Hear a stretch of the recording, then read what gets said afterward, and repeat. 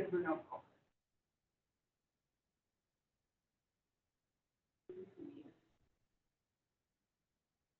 Didn't hear that. Can you hear us? It doesn't do that. Yes, okay. I think Loud we're and good then. clear. Over. Thank you. Would you like me to start with roll Yes. call, Debbie? Yes, Okay. no, has the webinar started? Yep, if you can start the meeting now. All right, so, welcome everyone to the Tuesday, October 28th, 2024, Tumwater City Council work session. And before we get started, I just wanted to let everybody know, we've been having a couple of power outages and powers off on, so if you lose us, we'll try to come back if we have that happen during the meeting. It just happened probably like a half hour ago. So, I just want to warn everyone, if we just vanish all of a sudden, that we'll be back. So with that, we will do roll call. Councilmember Leetta Dalhoff, Present. Councilmember Angela Jefferson, Present. Councilmember Joan Cathy, She is excused this evening. Councilmember Eileen Swarthout, Present. Councilmember Michael Althauser, Councilmember Peter Agave, Present. Councilmember Kelly Von Holtz, Present. Mayor Debbie Sullivan. And I'm here. All right, the first item on our agenda is the 2026 draft legislative agenda. And Kelly Adams will be doing that, so go ahead. Yes, thank you, Mayor. So I wanted to introduce council tonight to our legislative advocate, and that is Katie Whittier, who is a Tumwater local, and Brian Enslow. And so I am going to turn it over to you all to help us understand the current legislative environment, the conditions we're walking into for the next session, and really starting the conversation about our legislative asks. So we want to make sure that we get council input for our legislative priorities going into 2026. It's right around the corner. Coming very, very quickly. You can go ahead and start your slides. We'll go ahead and give a rundown of our best guess of what's coming our way. A lot of things are changing day by day. Even when I put together the first draft of this slideshow, even today, I had to change some things because I found out better intel. So everything is changing, but we do have a good idea of what we're walking into next few months. We'll go ahead and start with introducing ourselves to you. I'm Katie Whittier. I work with CFM. We are a PR firm, public affairs firm based out of Oregon. We're Pacific Northwest proud, so we are getting a couple clients in California these days. Looks like they need more help. We are primarily in Washington, D.C., but we also have a robust presence in Salem. I am the lone Olympia advocate at this point, but hoping to be able to expand in the future here. So I bring a suite of experience, can bring some expertise on the federal level, even though that's my focus here is for state, but I'm plugged in with our federal team. I have a little bit of that as well. Over the years, we've had a really strong partnership with Brian Enslow, and he is partnering with us on this contract as well. So I'll let him introduce himself. Great, thank you. Brian Enslow here. It's fun to be in front of this council because I work with about 3 of you in other different capacities, and obviously many of you are very active in AWC as well. So I had the opportunity to meet you through there. I've been working in Olympia since 1999. It was like my first real job out of college, and I've had the opportunity to have lots of great experiences. Worked for a couple different governors, worked for the legislature as a budget writer, and since 2016, I've been out on my own, focusing on kind of the intersection of like Main Street and behavioral health, and particularly with respect to local government. So thank you. It's an honor to be able to serve you. And Brian brings a lot of expertise also in the fiscal arena, so he has some comments on budget that will be really helpful. CFM has partnered with Brian on many contracts over the years. We just find that we work really together. We bring similar philosophies together. I'll be your lead advocate day to day, so your main contact. I'll be that person. I'll be running your agenda. And then Brian provides a lot of strategic advising and support, and getting things across the finish line when I can, which is really great. There we go. So some political context. We just finished 2025 session in April, as you know. We had supermajorities in both chambers. The House Democrats had a 59-39 seat majority. Senate Democrats 30 to 19 majority. That will be probably the same going into the 2026 legislative session. There are, though, 9 legislative races that will be on the ballot next week. This isn't generally a legislative election year, as you know, but in part because we have a new governor and he tapped a lot of legislators for his cabinet positions. We had some appointments that need to be confirmed by the voters. 6 of those seats are Senate seats. 3 of them are uncontested, and 3 of them are contested. The one really I think everyone is watching is in Gig Harbor. It's a Republican potential pickup, so I would expect to see news coming out of there. Would give a little bit of a reading the tea leaves, maybe reading more than they should, into the results of that election on whether voters are happy with what happened in 2020. You know, it was a very tough session. We're also still dealing with a new executive, a new governor who's figuring out how he wants to interact with the legislature. It was a tumultuous legislative session. His first time through, he got off on a very interesting foot from the get-go with his inaugural address, where he undermined the supermajority pretty much right away. So they're still dealing with that relationship. So I would say by May, when they were doing a lot of the bill signings, there was a lot more of a party unity than there had been throughout session. He's also had quite a bit of turnover on his team, especially his legislative team. So figuring out, who those players are going into session, it'll help to have the new team in place. And I'm actually pretty excited about this hire. So it should be pretty good. There are unresolved issues for 2025 that continue to roll into 2026 that they will have to continue to fix. I mean, housing is an issue that's just not going to go away for a long time, right? We made some incremental progress in 2025, but we're going to want more in 26. We'll talk a little bit more about taxes and the paid family medical leave program in upcoming slides. Firefighting funds, that's getting a little bit of attention right now. There was, here in Tumwater, a press conference yesterday with Public Lands Commissioner Dave Optigrove, just talking about restoring funding to the full amount that they were projected to get this year. They got about half of those funds, so hopefully they will be able to restore those funds going into the next session. It is also a short session. It's at 60 days. That's a supplemental budget year. It does restrict about how much you can get done, and while they have the ability to have special sessions to get it all done, they are going to want to go home because it is an election year. So I would not put money on a special session this year, barring something crazy hard happening at the federal level, which is always a possibility, but I would guess that they're going to get done in 60 days.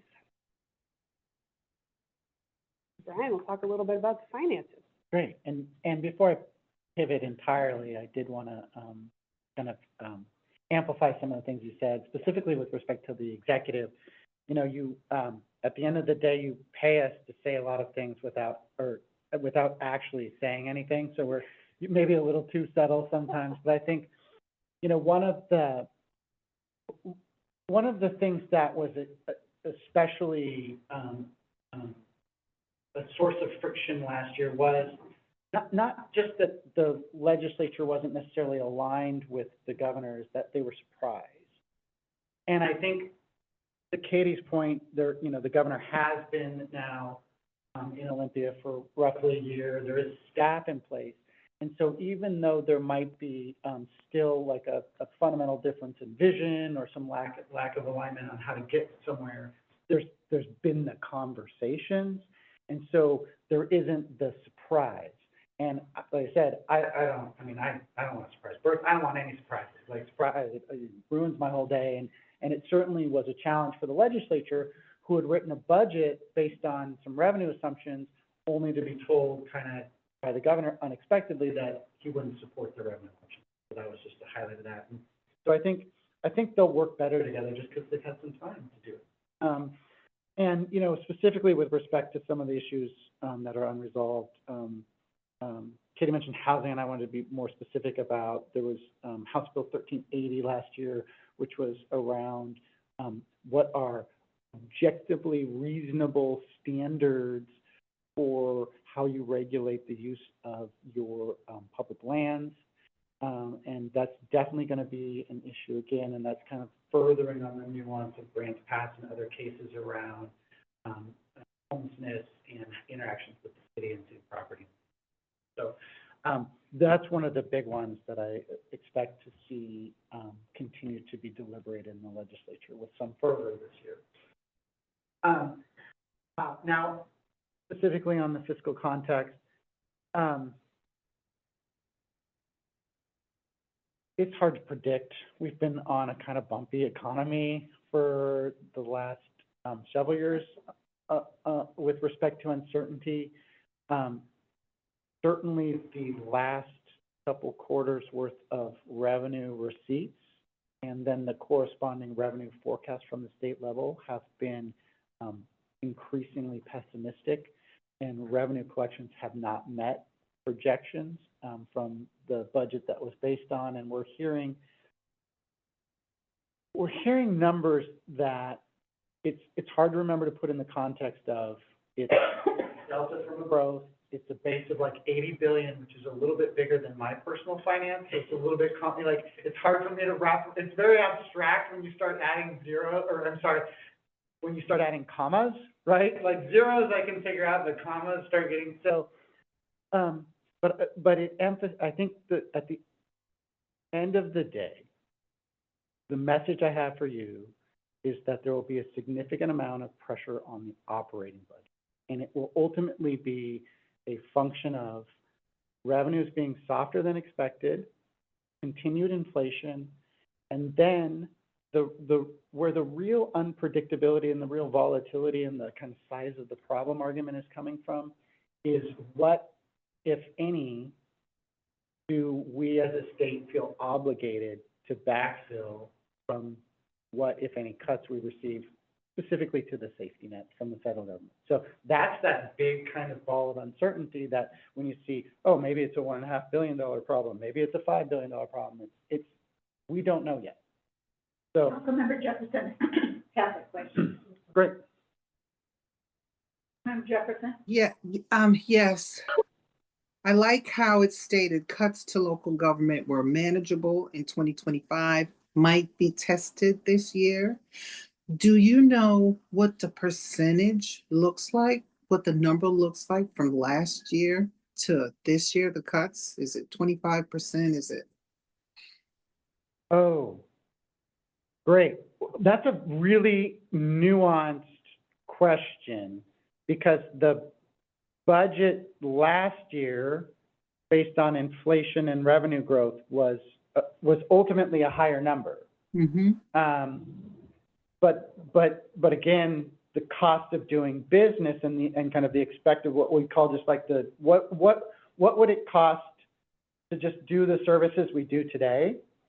And there was, depending on your perspective and how you want to calculate it, there was at a minimum about a 5% reduction in just like maintenance level services. And that was reflected in the cuts that the governor that passed to agencies that either put people on furloughs or FTE reductions or hiring freezes and things like that, or just the entire programmatic reduction. I think it would be reasonable to expect a similar sized reduction, but hard to say. Again, like I said, it depends on kind of, as I mentioned, some of that variability. But with respect to the relationship between local government and the state, there were areas last year where programs or services we rely on were negatively impacted.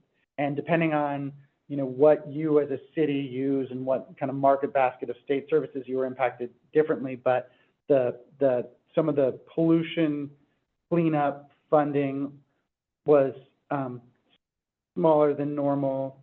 Some of the public works assistance account, which is a low interest loan program to fund infrastructure, was reduced.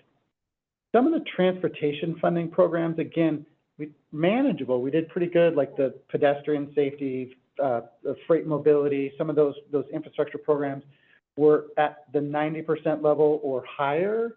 So we did okay, but but we've already taken that bite of the apple. We've already taken, if you will, the tier one cuts. Mhm. The easy ones are gone. So I do worry about this session, a little bit more tension, and specifically, in my mind, I think of this is a made-up term. It's probably doesn't make sense to anyone but me, but what I would call like cascading federalism, Mhm. where like the shifting in roles and responsibilities and expectations of what the state is willing to perform versus what the state would expect local government to perform moving forward. That's Mhm. where I'm so nervous about it. And I don't anticipate this, but just like this class of criminal activity is now a misdemeanor instead of felony, so it's now it's now a local jail instead of state prison. Things like that. Like again, I'm not anticipating that, but I'm just using that for an illustrative purpose of that, where they can shift.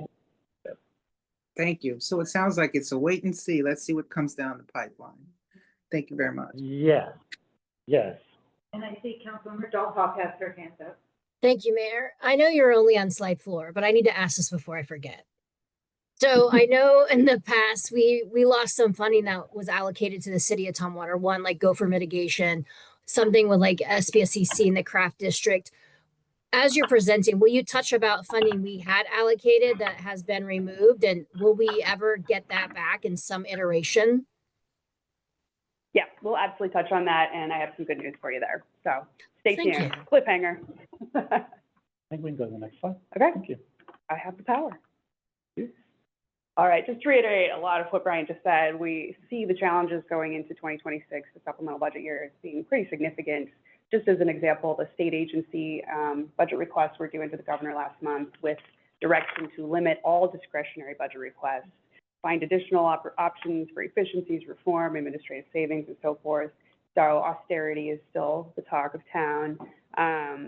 Like Brian said, the cuts will be deeper naturally because last year they did some pretty aggressive cuts where they felt like it wouldn't have too much impact on services, and they don't know that that's going to hold true again for this year. So it's going to be tough. Talking a little bit more about the paid family medical leave program, you've probably seen this in the news. It has been in the news a couple of times already. It's approaching insolvency. It's a really tough program for funding. The demand has been higher than projected. It's projected to have a negative balance by the end of this year and significantly by the end of next year. So it's something the legislature really needs to address. At the same time, there are legislators who very much want to expand those benefits. I think that tension is going to play out loudly in the legislature this year, and I wouldn't put money on it being resolved. What they can do is continue to increase the premiums up to 1.2%, and that's probably what they will do to avoid the negative balance. But by 2027, they'll reach the cap on what premium raises they can continue with, and then I think we're going to have a much bigger and more intense conversation about it. So I would expect some conversation this year, but not a resolution. By 27, there will have to be closer to a resolution. You've also probably seen in the news some reports about legal liability stemming from lawsuits related primarily to social services in years past, where abuses have happened and victims are seeking compensation from the state. Those lawsuits have increased sixfold since 2018, or I should say that the payouts on these lawsuits has increased. Washington is one of several states that doesn't have a cap on those payouts, and I would expect to start hearing some conversation about capping that, since if for no other reason than we're talking $500 million a year. That $500 million was reported, I believe, in July or August. So it was just the first half of the year we were already at that. That's real money, especially when we're talking about, the types of local projects that $1 million here would go a really long way. And we're talking about $500 million in payouts on these lawsuits. Not going to be an easy conversation, obviously, but I would anticipate that it's one of the solutions that might come to the table. If not this year, then if we see ongoing economic softening going into 27. Brian touched on this in answering a question earlier. There is a lot of pressure on any account that has a positive balance going into this session. So Public Works Assistance account, at the end of last session, $280 million out of that account were put into the general fund to help balance that budget. It was not catastrophic because it was pretty healthy at that point.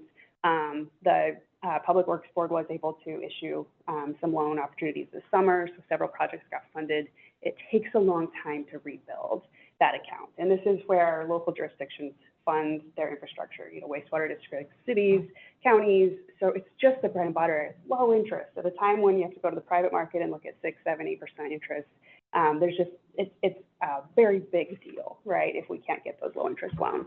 The other option on the table, and the reason why $280 million felt like a win, was permanently diverting those funds into a different account. And we were, thanks to AWC and a good coalition of folks, we were able to avoid that. But now that we know that's an option, we're looking forward to come back in the session to see what happens. Climate commitment account monies obviously also are looking pretty tempting at this point. That's one of the buckets that they're looking at for firefighting to make that account whole. Sounds like we have a storm outside, very exciting. When it rains, it pours. And then MOCTA. But yeah, any type of positive balance, legislators are going to be looking at that to get done in March when they want to end the session. There are opportunities though, as well. I'll let Brian touch on some of those. Okay, great. And and I'm sorry, Katie did mention that I have a pretty significant history in working on state budgets, but so it does excite me, and I kind of get excited about some of the kind of like details of it. And one of the really unique features of the last budget cycle and this budget cycle as well, excuse me, is that the state, they have a transportation budget that is largely gas tax and other things like that. They have an operating budget that then is your property tax and sales tax and things like that. And then they have a capital budget, which is pretty much just a function of how much you spend in the operating budget and what your interest rates are. And they are bond rich right now in the capital budget. They're cash poor, right? There's all this operating tension. But because they had that massive revenue package, it really expanded their debt model. And so they have all these bonds. And so they are doing all these, they find these accounts like the Public Works Assistance accounts and other bond funded accounts very tempting to help solve their cash problem, but it makes like a really poor long-term financial decision, because essentially you're like doing like a reverse arbitrage where you're set like up for the Public Works Assistance account, you're using general fund obligation bonds at like 3.5% or 4%, and then sending them out at 1%. Well, that's a loss. And so it's been a challenge to try to have that conversation with the legislature about making sound long-term decisions around these capital accounts that we require, we need longitudinally, where they're like, I got a cash problem and I got to fix it. So it's been kind of fascinating. And when you think about like what makes sense long-term, some of the choices are really suboptimal. Yeah. So that's one of the opportunities, I would say, is there is opportunity in the capital budget. I don't know if Katie, if you want to take this opportunity to address Councilmember. We'll talk about that in our top priorities. Okay. Thank you. But so there is some capacity in the capital budget, and hopefully we will be able to maintain some of the infrastructure programs we rely on and things like that. And that has been a function of that, even though the revenue is still growing, even though it's not growing as much as expected or meeting inflation, but it has been expanding capacity of capital. And there's some funny things going on with bids. There was they were kind of good for a little while. Maybe they're bad again in terms of like a local government perspective, but there might be some re-racking of project costs. And for the first time, they might not be like going up by 15%. There might actually be some opportunity there. We still think there's interest in the state to support the development of housing locally. Again, we'll talk more about this later, but some of the projects I think that is being contemplated in this community kind of meet some of those objectives that the state wants to meet as well. And to the extent that you can do things that maybe satisfy the base right now, but don't cost a lot of money, there's opportunity there. All right, I'll have Brian walk through some of AWC's priorities. So typically, just as level setting, how we approach advocating on your behalf is we look at what AWC is doing that has a nexus with your interests. Sometimes that's informed by you, and sometimes we make our best guess of what fits your community. So any input you have. These priorities, AWC has published as their priorities going into session, so that's what we're presenting at this point. Then we layer in your priorities as well. But we work more as a coalition with AWC to get those bigger priorities through. We work individually very hard on your individual priorities. Yeah, I can't stress enough what a great partner AWC is. And there are times where there's tension between, you know, a member organization trying to find a consensus amongst, you know, 200 and some. And those come to light and can get contentious, but at a very fundamental level, they free us up and give us capacity, like Katie said, to really focus and hone in on issues that are critical to this city, as opposed to, you know, going through the 2,000, 3,000 bills introduced every session. And so they're a great partner, even though there are times where you might not be perfectly aligned, and we appreciate that. But there's differences And I there. might also mention that from the AWC Legislative Committee this last couple of years. So I see firsthand the level of involvement that this city has in AWC. You're at every conference, you're at every event, you're at every subcommittee and every meeting, either you or some of the council members specifically. And manufactured home parks was one of the biggest ones that I was getting on the legislative agenda, and it's kind of stuck, so that was good. yeah. And so, you know, it's you know, it's a living, kind of breathing priority. It's somewhat broad-based, and you know, some of these issues are, you know, the state share revenues is there all the time, unfunded mandates is there all the time. Specifically, indigent defense is a little bit of a newer issue, especially predicated by the adoption of the new graduated court rules around misdemeanor caseload standards and things like that. And then, you know, we hear more and more about the need for maintenance and preservation, specifically with respect to local transportation needs. We're guilty. We like projects. We like getting you projects. We feel like it looks good if we get you projects. So we haven't always been there pounding the table for preservation and maintenance, because it doesn't look quite as good, but we are coming around to the realization of how bad it is, and that's being experienced at the state level and the local. But I just want to be accountable. I feel like it's really important to come clean on that. I like pudding, and I want to get, you know, the city as much pudding as possible. So I apologize. That's great. And then this is a draft list that has been put together with your Thurston County partners. And so I'll have Brian just talk through any that stand out to him. Obviously, there's a lot to choose from and very worthy projects. I think mostly we just want to like titrate with you to make sure that we see that some of the city's priorities are reflected there. Perhaps, if appropriate, an offline conversation about a community partner project that maybe is a challenge or something like that. But and again, we understand that this isn't quite finalized and there might be some fine tuning there, but to the extent that we can influence this list, please let us know. And Really, the purpose of sharing this information is just to share what our neighbors and the region is really thinking about, because the next slide will be what we're thinking about. Absolutely. And I'm really encouraged to see HCP right at the top of that list. I think that is great to know that we're not going in there cold, right? We have other partners who have agreed that this is a regional priority. Gives us a lot of support and ammunition in making that case.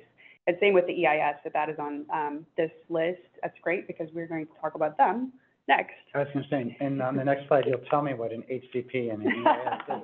Oh, yeah. Okay, Yes. good, thank you. Alphabet soup. Okay. Council members all have that. Yeah. Thank you. Could you go back one slide, please? This Yep. is for, I have a question.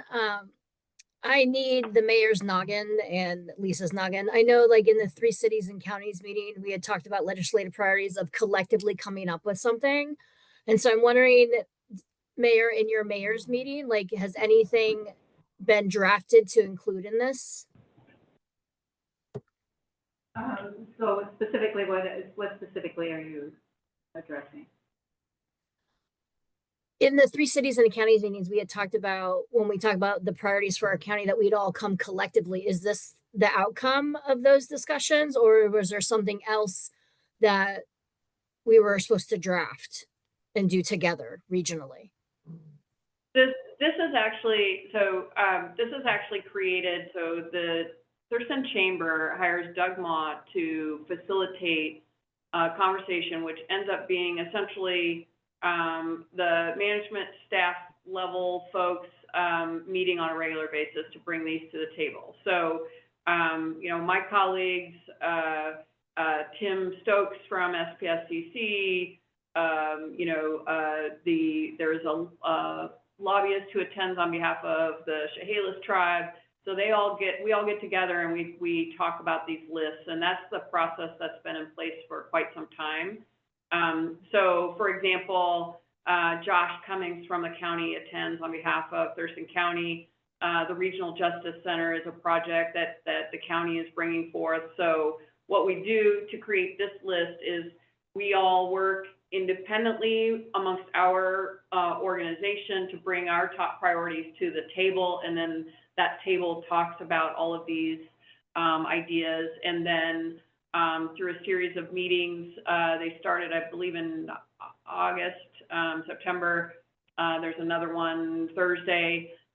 We go through a process of prioritizing these, and these are the Thurston Shared Legislative Agenda is intended to be projects that are uniquely Thurston County projects, recognizing that most of us individually do advocacy work, and then recognizing also that AWC and WASAC, the county organization, also do a lot of that work. I don't know if that answers your question specifically, or.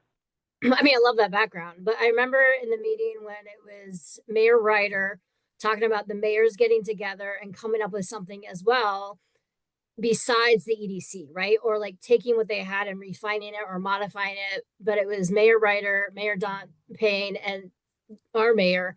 We're talking about like, where is that conversation? So I wonder if that had even happened, because I know there was discussion this summer. So that's what I was just wondering about. It doesn't seem like that happened this round. Yeah, I remember that conversation. I think it was like at the city of Olympia, maybe that. Yeah. I don't think that that's happened since then. Well, we've had a couple of mayors who haven't been at a couple of the key mayors meetings, so those conversations haven't moved forward. Mayor Ryder has not attended a couple of those that you were there, so we really need to have everybody at the table to have those conversations. And so. Got it. Thanks. I appreciate that. Because I know that, Mayor, you were talking about that as well, is like the things that you're hearing, like how do we incorporate that? So, I mean, I think that's still a good idea moving forward. So, but I like this list. Nice work. Yeah. All right, we will move into Tumwater priorities. Top of the list is, as mentioned earlier, funding that did exist and then went away. And that is to restore money for your habitat conservation plan, restore money so you can get to having an approved habitat conservation plan, that's HCP, so that you will be able to develop parts of the city that are currently hindered from development because of the endangered listings. We're looking to get the full $2 million back. So that is the request we're going in with. I'll talk more about that specifically on the next slide. Second priority being your planned action EIS, getting a lot of support and visibility around the community right now, and hopefully being able to scope that out by early in session so that we can have concrete conversations about what it takes to fund the EIS, which then opens the door hopefully for development opportunities in the Brewery District. Coming in with a request of around $500,000, $550,000, which should be palatable in this sort of session. And this property has interest well beyond, you know, this legislative district. I mean, legislators, a lot of them are passing this area, right, on their way to the Capitol. So there is a lot of interest in making sure this property gets put back into Yeah. use. I think we can leverage that. And then third priority being East Street connection design phase. So getting East Street moving along through the design process. You know, I'll be honest, we have 3 priorities and all of them are funding. It's going to be hard in a budget year like this to go in with 3 different funding asks. That said, we want to keep that East Street one there just in case there ends up being a transportation-specific opportunity.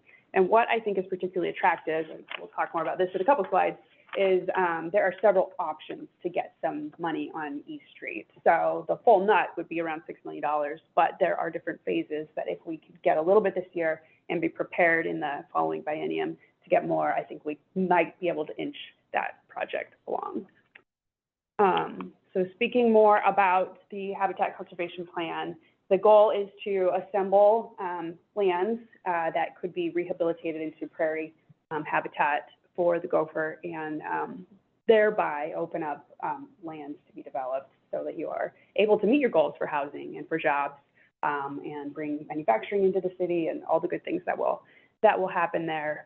In order to get approval from U.S. Fish and Wildlife, you'll need to have some land to show that you're ready to move forward, and that's where the legislature can come in and help. What is super attractive about this funding is it becomes self-perpetuating.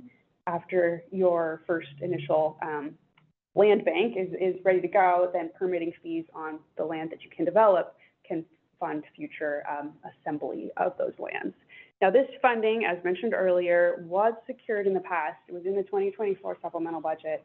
In 2025, it got struck, literally lines through it, and it got taken out. And we've been doing some investigation to figure out exactly why. We've heard a couple of different explanations.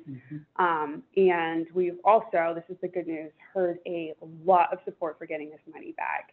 I would say your House members here in the 22nd Legislative District are on board 100%. When it comes to the Senate, we just need to show that we can spend it as quickly as possible before they. Yes, thank you. So the money that, Brian, if you can help me on this one too, just remind me, didn't we receive this as a local community project that we applied for and the teammates? This is a local community project, correct? It was through the LPC, I believe, yeah. Local And those community don't have project. deadlines.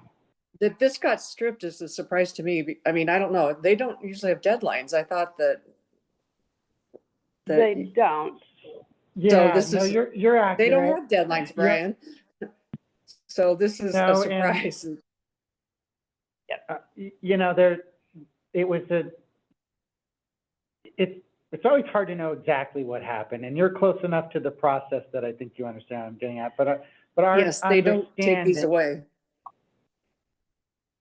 Our Go ahead. understanding was that this was a decision made by the capital budget chair, and about a desire to use the funds elsewhere based on the fact that they perhaps weren't going to be able to be utilized within a certain window. But it sounds like, I'm sorry, Yeah. it sounds like there was opportunity for better communication, and we intend to do that this year. Yeah, I think we also heard that chair saw a direct nexus with state interests when there was state archives was supposed to be developed in Tumwater, and that has changed.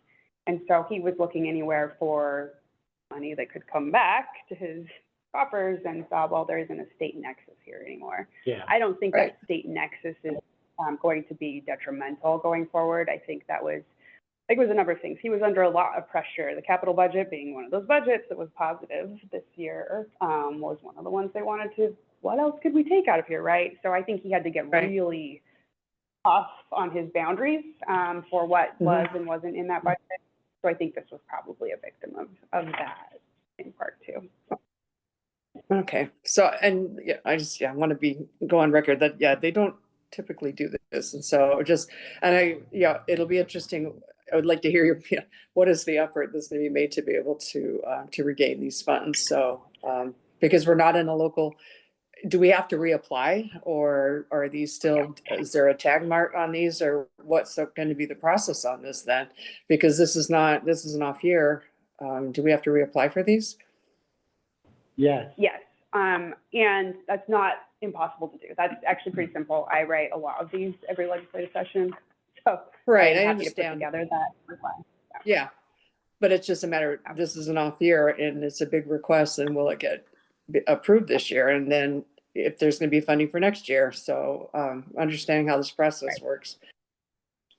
Yeah, it will be tight. I mean, but I will say that of all the capital budget requests that I've sought, I've never seen the level of enthusiasm from your representatives Mm-hmm, as I have on this one.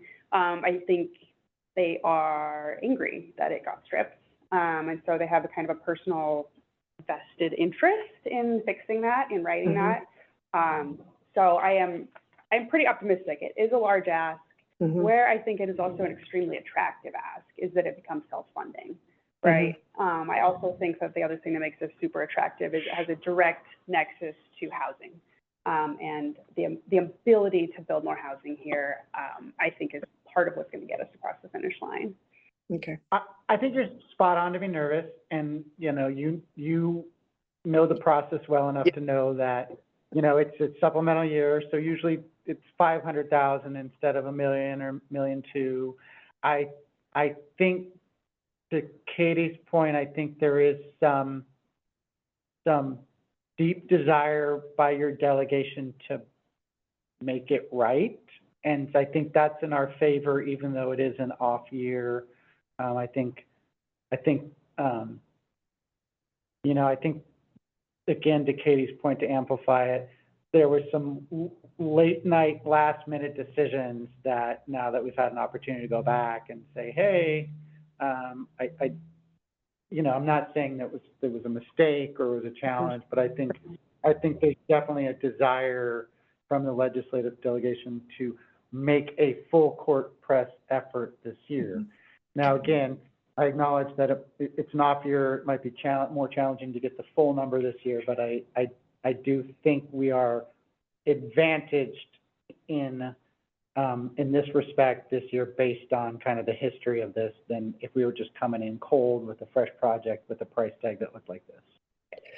Well, and then we understand too, this is all about relationship building, and so that's my other question too, is that, you guys are new to represent Tumwater, and Brian, what other cities are you working with this year? I have the city of Ferndale. Okay, I have the city of Kirkland. I have the city of Lacey. I have the city of Vancouver. I have the city of College Place. I also have a handful of ports as well. okay. And then, I apologize, I have not met the other person that we've brought on board, in the past. I haven't worked with her in the past. So for me, it's just like, it's relationship building and trying to get that relationship and getting Tumwater back, in the forefront, that we're not, that something like this happens, that, I don't think that this would have happened to Olympia type of thing or other cities. So, I just want to be sure that we're in the forefront, so that we work on that relationship and the importance of how important this piece of property and this plan really is. So, sorry to be Yeah. negative. I just want to say it. I just need to say it. So, I didn't interpret that as negative, and we couldn't agree with you more. thank you. We've been working on the relationships with, particularly Representative Parsley. She's reached out numerous times and has indicated that one of her top priorities is to try and get this funding restored. We also, this remains and will remain on the prioritized Thurston County regional list, because it is uniquely Thurston County, and it is not just the city of Tumwater that's going to benefit from this project. It's also the Port of Olympia, as well as, all of our development community and our housing developers. So I recognize the challenges with the supplemental budget as well, but I believe that the work has already begun and started shortly after realizing that it had gotten struck at the last minute. And I'm hopeful that having Katie and Brian on will help us have the extra set of people and feet on the ground in order to be able to get this one across the finish line.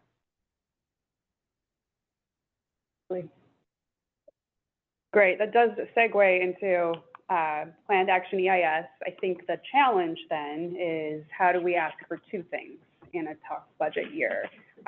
like I mentioned earlier, the visibility and the interest in this, I think, is where we might be able to inch through to budget requests in a year like this. Very cautiously optimistic, not going to guarantee we can do this, but at a minimum, we have to have this conversation this year so that it's a slam dunk in 2027 if we can't get there in 26. Obviously, the longer we wait, the more expensive things become. Everybody knows that, and every other project is saying that as well. But being able to get a grasp on what it is that we're looking at on this property, what it would take to redevelop it, that is everything, right? That is the key to the certainty that developers need to know going forward. That is the key to knowing what the city's involvement can and should be going forward. So that's not a hard story to tell, and it's a story we certainly want to start having this year, see how far we can get. And then East Street, the design phase, another very, very important project, and one that is following up, the tail end of the priority list if there's the opportunity to have some transportation funding. That's what we're looking for. We would plug in here. Now, as I mentioned, there's several steps left in the design, and each of those has a discrete cost. And that's where I think we can work maybe a little bit of magic if there is a transportation funding opportunity.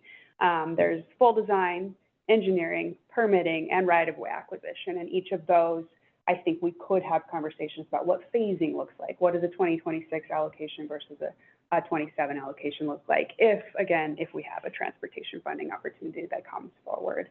I see another question. Yep.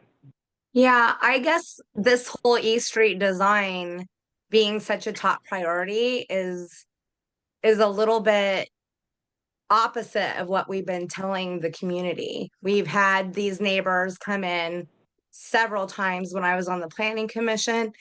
They came in with concerns, and that we keep tapping them down saying, that's not the right design, or this is so far down the list of things, it's never probably going to happen in our lifetime.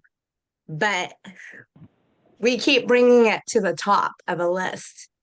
So what are we doing to ensure that this neighborhood, who has been so vocal, are understanding what our plan is? Because to me, this wouldn't have been a priority based on what we've been telling them.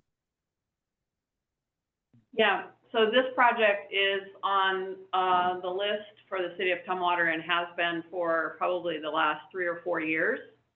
It is primarily on the list because we need to get money in order to be able to begin the design and engineering that would finalize a location.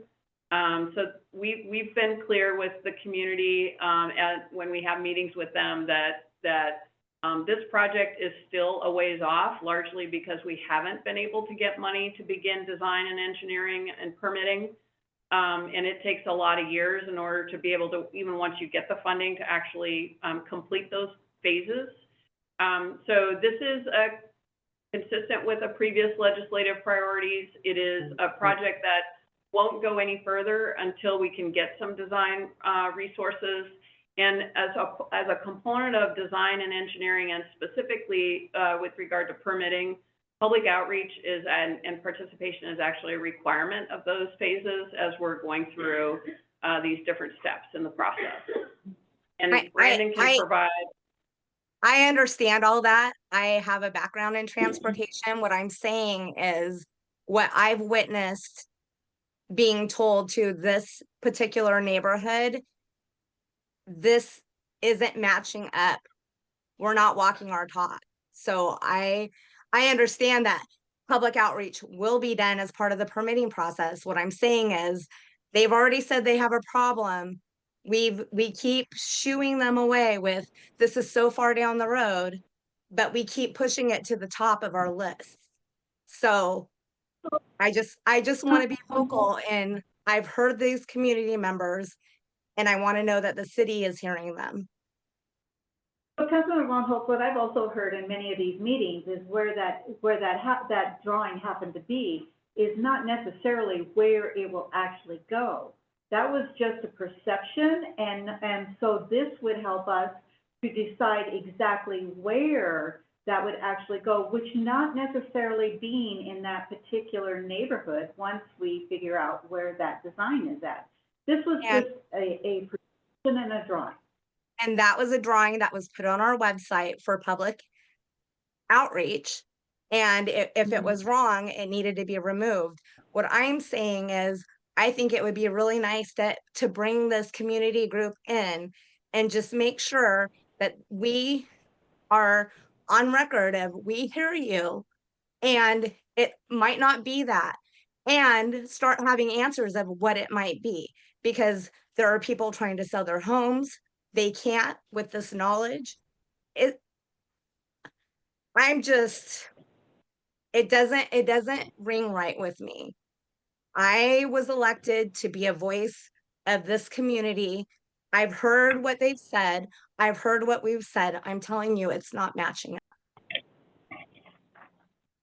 I appreciate that, and we will continue to reach out to them. We've met several times with the specific neighborhood at a staff level. We've met with them several times in addition to them coming to the council meetings.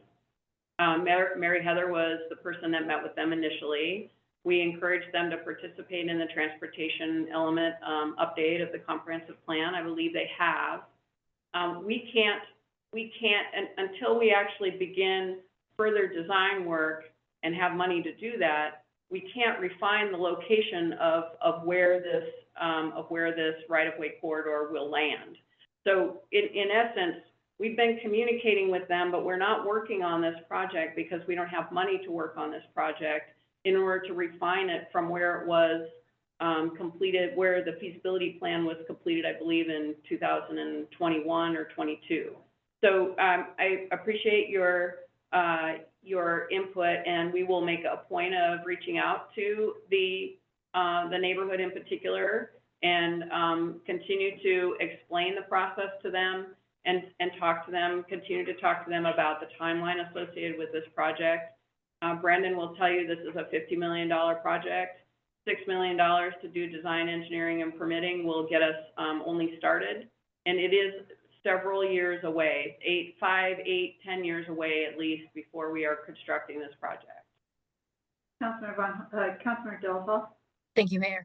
So I'm hearing all of it, right? And we've been in all these meetings, and where I think there's an opportunity, and Administrator Parks, thank you for sharing this perspective agenda with that neighborhood.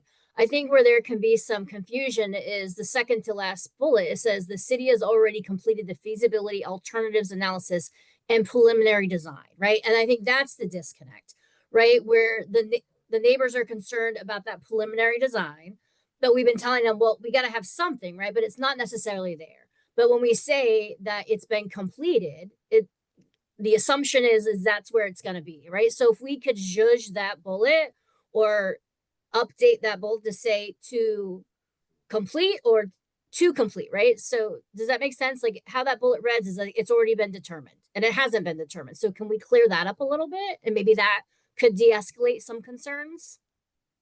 Yes, absolutely. And I can also, so this topic will also be a component of the analysis in the planned action EIS process.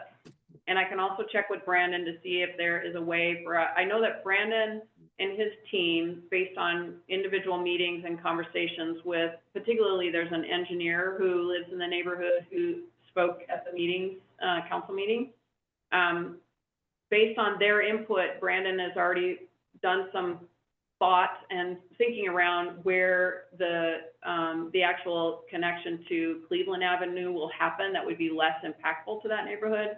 So I can talk to him and see whether or not we can try and identify some funding in our existing budget to update the graphic a little bit to allay some of their fears, because I know it is just a corridor. The feasibility and alternatives analysis identified this corridor, but the specifics of the connection is really what they're mostly concerned about. And, and if we are not going to be impacting them, or we've adjusted our feasibility of this alternative a bit more, then maybe we can actually update the graphic a little bit, right? So that we're I think allaying some of the. that's perfect. I think that's the challenge, right? Like you know, staff and you are immersed in this every day, right? And we hear these updates from you all. And it's a different language and a different connection to the community when you're living in a neighborhood like, wait, this line goes here, right? When it's abstract. So Lisa, I think that's a great idea. Thank you for that. Yeah, thank you. Right. Thank you for that context. I think that is extremely important because one of the unique things about Tumwater is your legislators are here hearing about this all the time. They know more about the city than I would say the average legislator knows about their city. So we will hear about this. Appreciate hearing it here first. Yes. Zooming way out, I guess, would be where we go next to the federal context. As Brian mentioned, there's a lot of impacts happening at the federal level that are getting tossed down to the state and do cause a lot of uncertainty. There's direct impacts from HR 1 related to Medicaid, related to food assistance, higher education, social services. There's indirect impacts of the softening economy with tariffs.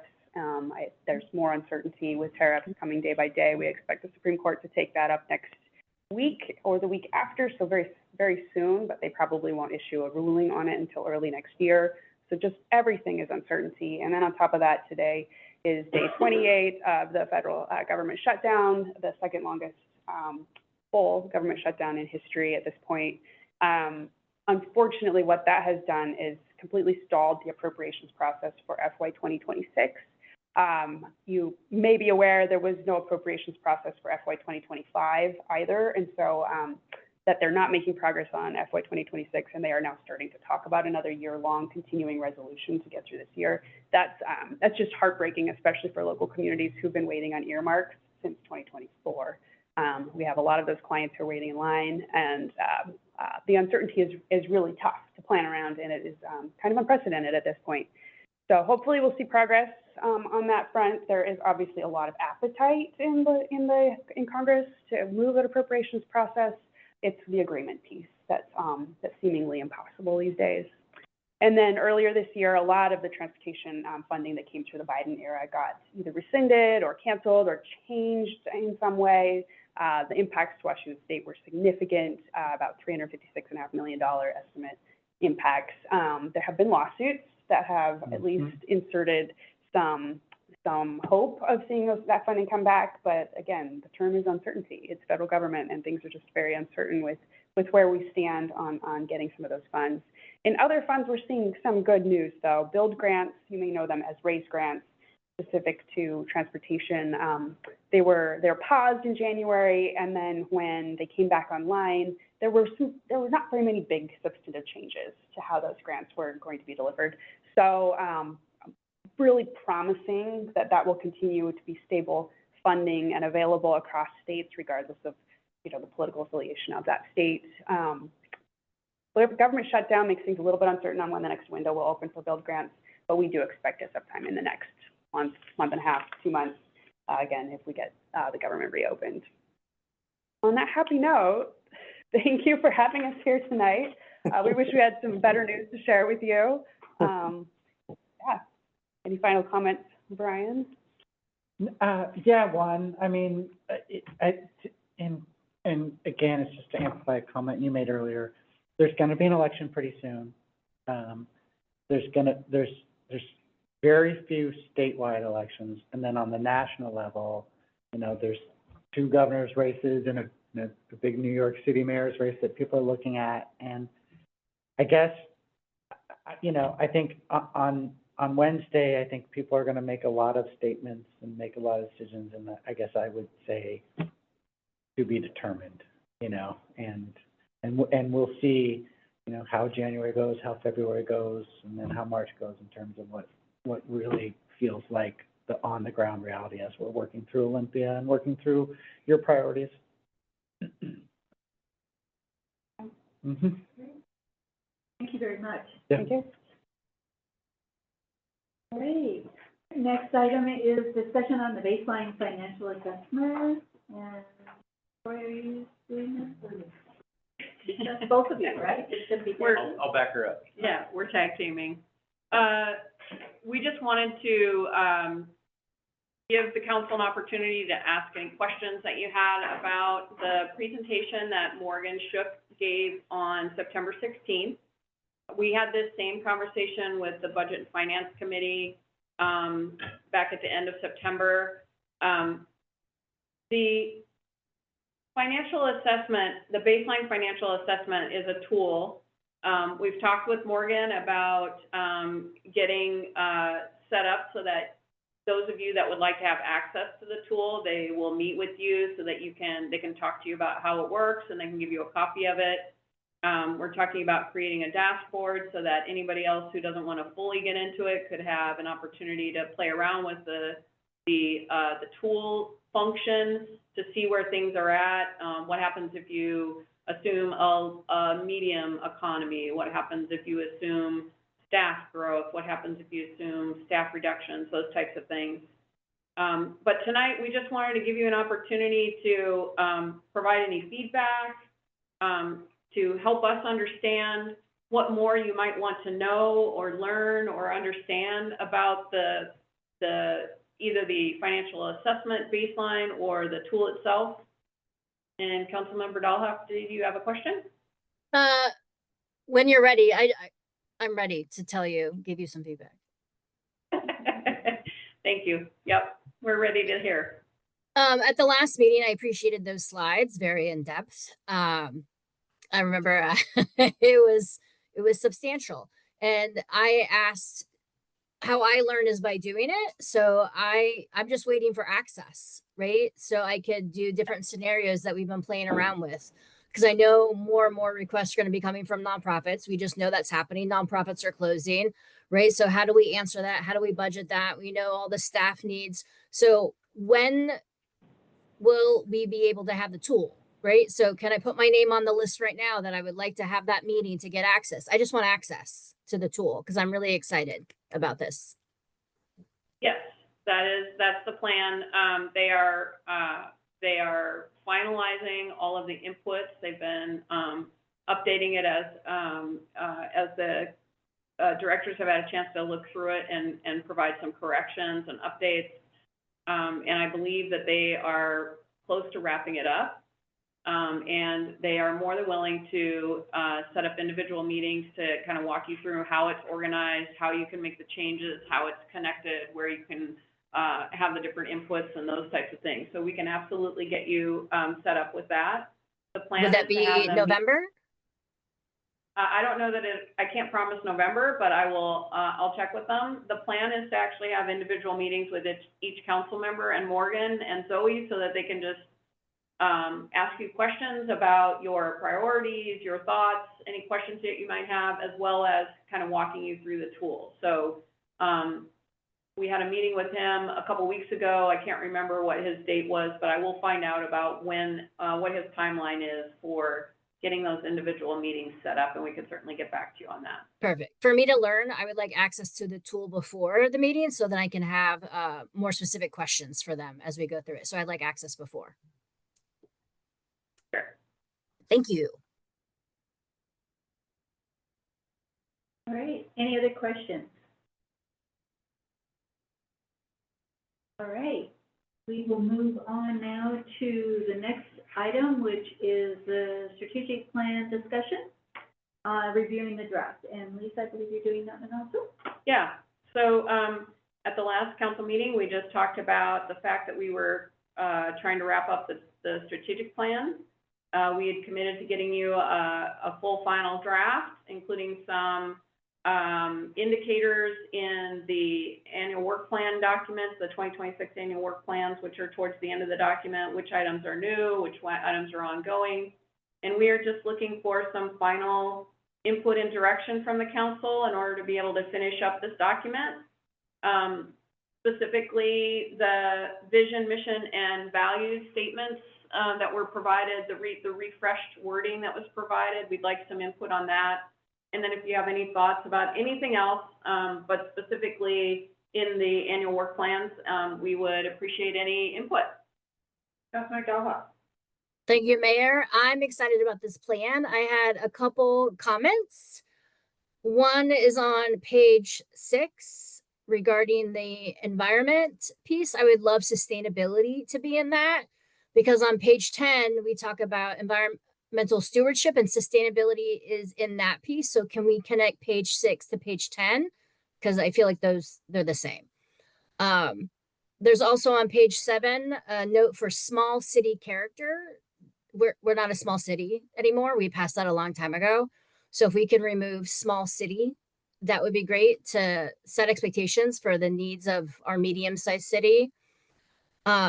The one thing I'd like if we could consider when we talk about efficiencies, right? The service and excellence, if we could add responsiveness and timeliness or something around that, what that looks like. And on page 12, where it talks about environmental and sustainable. She's writing notes, so can you slow down just a teeny bit, please? Yes, She's writing notes. yes, Yeah, I can, Mayor. yeah. Thank you so much for that prompt. She's frantically trying to write notes. So on page 6 on the environment, where we strive to safeguard and enhance our community's natural environment and social fabric, you'd like to incorporate sustainability somewhere in that sentence. Yes, I got please. that. And then on the page 7, Can we the remove small city character? Yeah, can we, so just end it at fostering civic trust? Perfect. Okay, and then I was losing you then when you, the next one, that's where I lost you. Where it talks about, I didn't know the page on this one, where it talks about the excellence, the service, right? And that means like the efficiencies. Could we also consider like timeliness or responsiveness as some other adjectives? What page is that? Is I that wrote in down- the, is that? It's so it goes in order of my notes, so it's after page 7. Okay. I got so excited because this is such a good plan that I didn't write the page where it talks about levels of service. Okay, I'm finding it. Just taking back feedback that we've had, right? And how staff are really great about being responsive and timeliness, right? On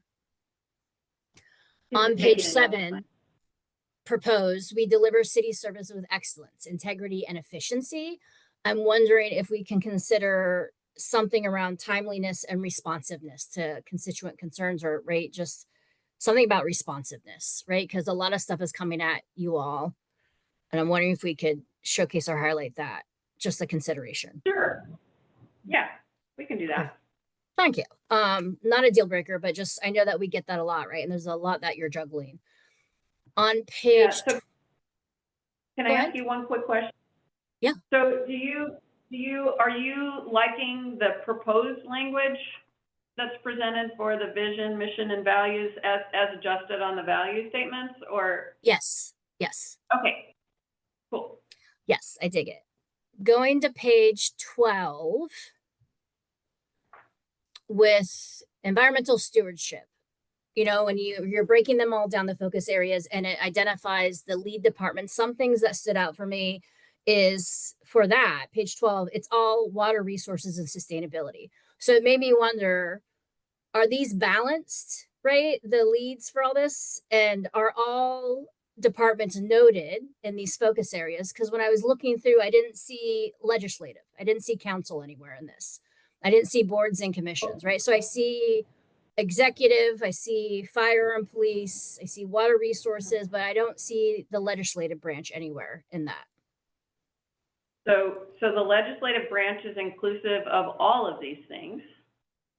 This is the council's strategic priorities for us, and in the focus area list of action items, it simply is identifying where that primary responsibility resides in a department. But when you look at the annual work plans, it attempts to identify the different work plan tasks and which departments are working collaboratively in there. And it's, Right. It's primarily identifying the staff that are responsible to bringing this back to report to the council. If that could be a little clearer, that would be awesome to minimize questions like I just had. But I think it's great. And I get what you're saying. That makes sense now that you said that. The last comment that I had is on page 20 for the action item to implement and promote environmentally sustainable practices in the community. And I'm wondering if there could be a discussion with you all about adding like solid waste diversion, reduction of greenhouse gas emissions, or like reduction of toxics in goods and services.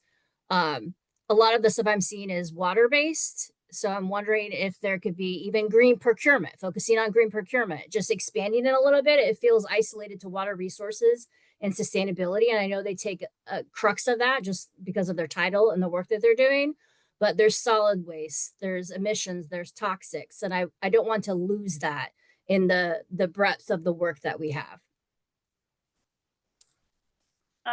Yes, if you could send me an email that kind of explains that a little bit further, and I can forward it on to Dan and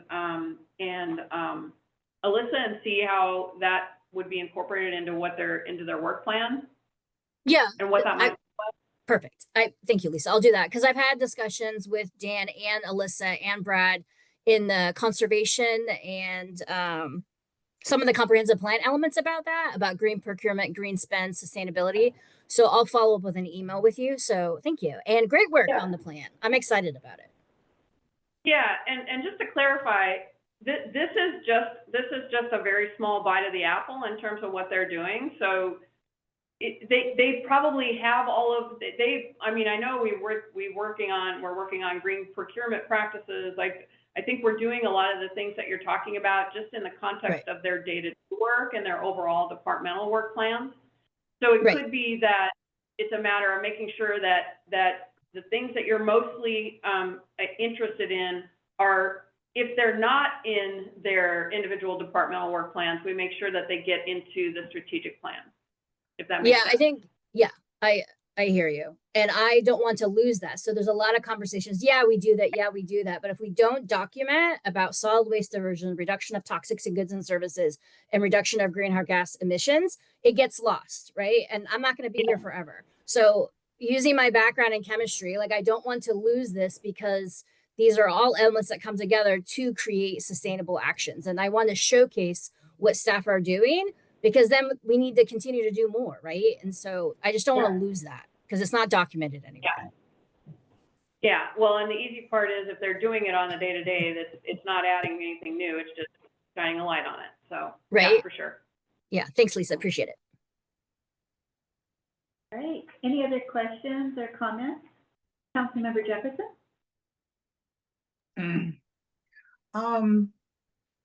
On page 58, action item, promote tourism in Tumwater. The bullet 2, develop strategies to promote Tumwater's historic properties with the Olympia Tumwater Foundation. Should you add the Tumwater Chamber of Commerce in there also? Can you tell me again which page you're on? We don't have a 58. I'm looking at the draft City of Tumwater Strategic Plan, page 22, 24. My apologies. It's the highlighted gray box 58. So page 58 of this document, but no, it's page 24. Oh, gotcha. It's 58 in your packet. Okay. Right. Okay, that makes sense now.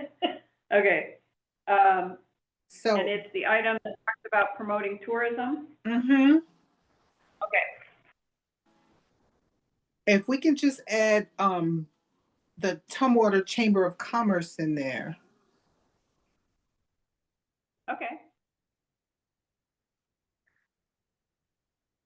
Absolutely. And I'm gonna read every sentence and every word this weekend, and I'll have a better list for you on Monday. Okay. We're happy to do that. We have this scheduled for next Tuesday under considerations with a resolution. And there's still opportunities on November 18th and December 2nd and till the end of the year if we need to. So Okay. happy to do that. So Monday's a good time to have it back to you? Absolutely, that'd be great. Okay, thank you. Anything else? And Councilmember Jefferson, if you happen to run across anything during that time, I'm kind of speaking for Lisa, you might just ship her an email so she can kind of get ahead and be more prepared for Monday's meeting. if Will at all do. possible. All right. Perfect. Because the closer we can get to the final draft, the better it will be for all of us, so. All right. No other questions. We'll move to the pooling opioid settlement funding with Thurston County, Lacey, and Olympia, and this is the discussion. And Yeah, this is actually Councilmember Dahlhoff. If you want to take the lead on this one, I provided what I could in terms of background and technical information in the staff report, and I can do an overview of that. But this is really in support of Councilmember Dahlhoff's participation on the Opioid Abatement Council. So I would defer to you, Councilmember. Thank you, Administrator Parks. Lisa and I are doing it together. So she attends the meetings, so we're all on the same page. And Lisa's been a great help of identifying the funds, getting access to those funds, and working with her counterparts in the other jurisdictions. We've been talking about this for a few years, right? Multiple settlements. Most of the money has come in. Thurston County is developing a chart to show how much funds we have, and it's in the packet, $200,000. We are the lowest amount of all the jurisdictions of the county, Olympia and Lacey. And so the idea is there is a statewide program, statewide planning group of things we have to do, right? We have the Thurston County Opioid Response Task Force already that has the subgroups, that has all these strategic goals and priorities, that has a response plan. So for me, right, and talking to my colleagues right now, we don't have the infrastructure or the staff to implement these prevention ideas to reduce opioid use and overdoses in our community, right? So for me, it makes sense if we talk about partnership and collaborating, it makes sense to pool those dollars. And what the Opioid Abatement Council has been talking about is doing a request for proposals, getting this going, getting that out in December. So January, we do an infrastructure project. So we give a bulk of the money out to service providers in our community to set up the infrastructure, right? Knowing it's like one-time funding and then getting that going. And then we have a couple more years and then the money will be dwindling. And that could be for maintenance and sustainability as they get going, right? So the idea and the request for me of you is, will you support us pooling our money with Lacey and Olympia and Thurston County so we can do some infrastructure to move forward, because we can't do this on our own, right? We don't have the FTE, we don't have the expertise. The county has that expertise, and all the other jurisdictions are in agreement to pull the funding, whatever that funding may be. So it might be 1.5 million the first time, one-time funding.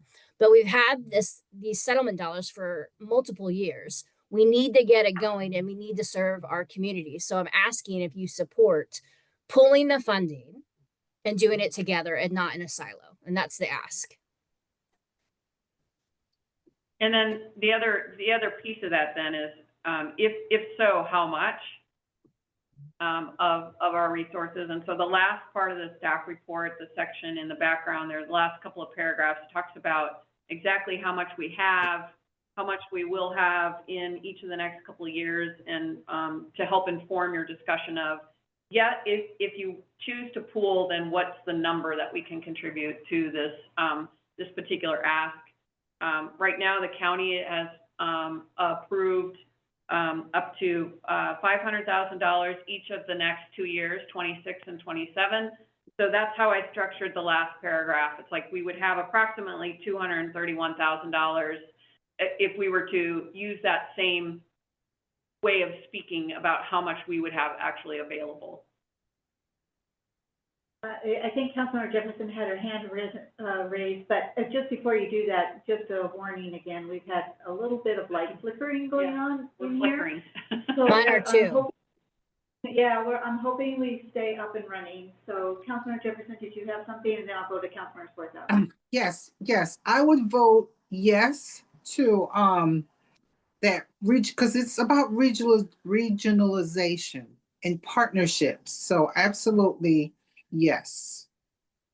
I would like to partner with, our other cities on this. Okay, great. Councilmember Swarthout? Yes, I'm interested in this. I'm curious about the ILA structure. Only just having redone the one for the Thurston Climate ones, just so it gave us some more flexibility and didn't tie. So I guess I'm probably not comparing the same things, but it's just fresh in my brain right now as far as how ILAs work.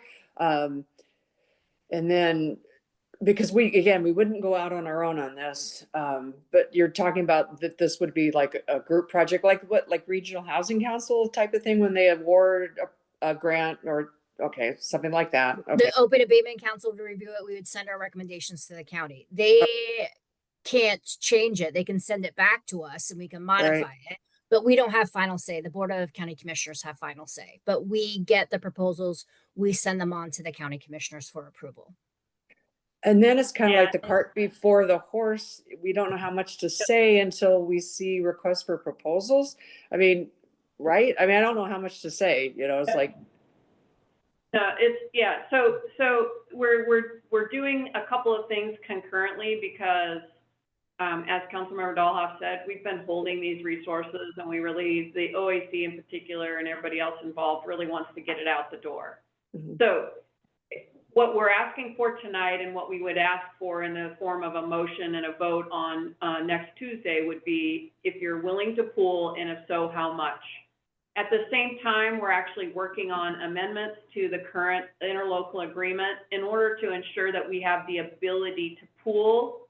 The attorneys are right now looking at that, so that's also happening. So what would happen is you're providing support and direction to your member who is a representative on this group, and she's going to take that back to them so that the county staff can start working on the request for proposal language, know what it looks like, know what the process is. You will see the revised interlocal agreement and it will be approved. And then once that's actually approved, then immediately the goal is that immediately then the county would be able to issue this request for proposals and get it running as quickly as possible. So it does feel a little bit like cart before the horse, but the idea is to help your representative to the group understand what input she can provide to the group about whether or not we want to pool our resources with everybody else, and if so, how much are we willing to do? Councilmember Jefferson? And then Councilmember Gabi after that. Yes, I recommend 100% minus our administrative costs. Yeah, we don't have a lot of administrative costs with this. Mhm. The settlements are handled externally. We are basically being represented by the state entities that are involved in this, and the allocation of any settlement becomes based on population. So the only administration is collecting money and then writing a check to send it out wherever it needs to go. So I feel like, the work to create the ILA, those types of things, that's all just sort of part of the partnership and the in-kind contribution. And really the county staff and the public health department is really carrying the heavy load on this. They're doing a great job. So I appreciate that. Thank you, Councilmember. Councilmember Gabi? So I'm in favor of this. My only problem is if we pool our money with any other person and the county executive, so correct me if I'm wrong, actually administer the program or are in charge of funding and disbursement, what if our fund is commingled with some of that money from the county, and we don't have the say so, and how that gets spent? That's my only issue.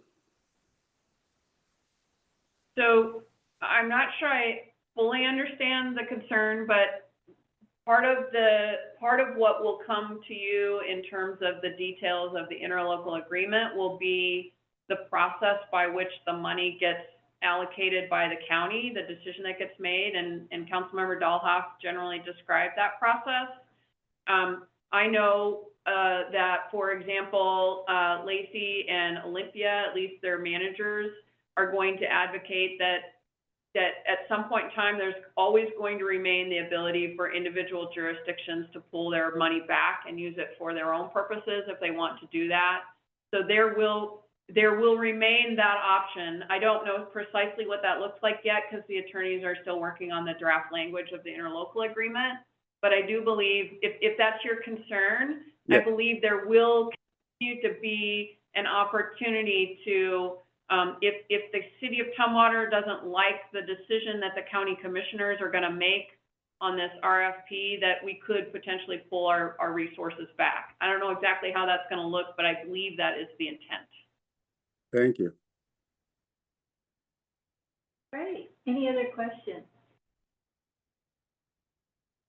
Wow, we had some big topics here, and we've gotten through this very efficiently. So, let's see, Mayor, City Administrator report, and we'll turn it over to Lisa. Great. Just a couple of quick things. So, fun stuff first. Updated information on the city's youth basketball program. I understand that this is one of the best youth programs, well-run programs in the region, but this is a program that the City of Tumwater Parks Department runs in the wintertime for 2nd through 8th graders. So we have 50 recreational teams, 46 competitive teams, 950 players plus or minus, and 200 plus coaches, which basically end up being approximately 7,000 hours of volunteer time on behalf of coaches doing this work. So lots of kudos to our recreation department for all the hard work of herding all of those numbers on a regular basis throughout the next several weeks. And then just sort of a heads up, on November 8th from 10 to 4 at the Lacey Community Center, there's a program called the Thurston County Home Buying Expo. And so we actually have a couple of staff people that are going to be participating with our partner jurisdictions. And this is really a program that allows, helps people understand resources that might be available to them and help them find a pathway to homeownership in terms of basic education and information. So Kelly and communication staff are going to be attending and helping to promote that project along with Thurston County and Lacey as the host of that event. And then the last thing I wanted to let you know is Brad and I were invited to attend a meeting at the end of September of the Angela J. Bowen Conservancy Foundation. And we were requesting money to assist with purchase of habitat mitigation land in our effort to get the HCP secured. And we heard from them about a week ago that we were awarded a $1 million grant. So in addition to the $2 million state budget appropriation that we're going to push very hard for, we have another $1 million from a nonprofit organization that's goal is to ensure conservation. And so we're really pleased with that. And I got currents from them today that we could make a public announcement about that. So I wanted to let you all know that tonight, and I'm going to be working with Jason in order to be able to do a little bit more in terms of providing information to the larger community about that. And I think that also helps our chances when it comes to the legislature trying to demonstrate the partnership that's involved with this. This is not just the City of Tumwater, as I mentioned before. We have strong partners, and hopefully we can make the case that much more impactful. So that was good news. So, I just have one thing, there is the ribbon cutting for the, ballot center, for the Thurston County Ballot Center is this Thursday. And I think we've only heard back from one, so if you're planning on attending, please let Brittany know, so we need to post, that as, majority of the council attending. That would be helpful. And then I'm sure all of you know, but reminder that Monday instead of Tuesday is our next council meeting next week. So that always gets confusing for people, so I just wanted to do that reminder. So with no other business this evening, we are adjourned, everyone, and we kept the power on through the whole meeting. So thank you.